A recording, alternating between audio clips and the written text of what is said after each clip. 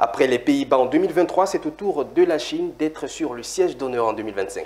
Exactement, en Jassémien, le Salon international de l'agriculture et des ressources animales d'Abidjan, Sahara, cette année a pour invité principal la République populaire de Chine. Le Sahara a choisi pour thème quel système de transformation agroalimentaire pour la souveraineté alimentaire en Afrique. Un thème qui invite à prendre la Chine en exemple. Cette 7e édition du Sahara s'est ouverte en présence du Premier ministre Begri Mambe et du vice-ministre de l'Agriculture et des Affaires rurales de la Chine. Un compte rendu de notre envoyé spécial, Philippe Zabo.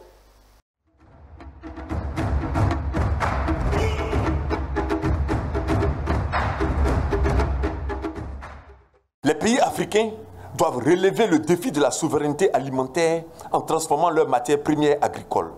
Tel est en substance l'enjeu du Sahara 2025. La souveraineté alimentaire étant le droit des populations à décider de leur propre stratégie et politique pour garantir leur sécurité alimentaire à l'image de la Chine. Un exemple à imiter selon le ministre d'État, ministre de l'Agriculture. Le constat est clair. Notre continent, malgré son immense richesse naturelle et sa biodiversité abondante, est confronté à des pressions considérables sur les systèmes alimentaires. Pour nous accompagner donc dans cette réflexion, le choix s'est porté sur la République populaire de Chine. La Chine, ce vaste territoire de 9,6 millions de kilomètres carrés, n'a que 10% de terres arables, contre 60% des nôtres. Pourtant, avec cette portion de terre, la Chine réussit l'incroyable défi de nourrir une population de près de 1,4 milliard, soit environ 20% de la population mondiale, et à dégager des excédents qui sont exportés partout dans le monde. Pour y arriver, le Premier ministre a identifié des difficultés à surmonter. Le président Alassane nous a demandé de mettre l'accent sur les éléments suivants. Premièrement, la diversification des cultures de rente.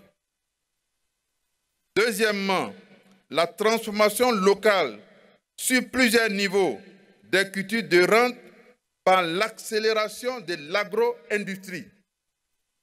Troisièmement, l'amplification de la production des intrants de grande qualité. Quatrièmement, la mécanisation des exploitations agricoles. Cinquièmement, l'amélioration des rendements pour limiter les cultures extensives et protéger ainsi nos forêts.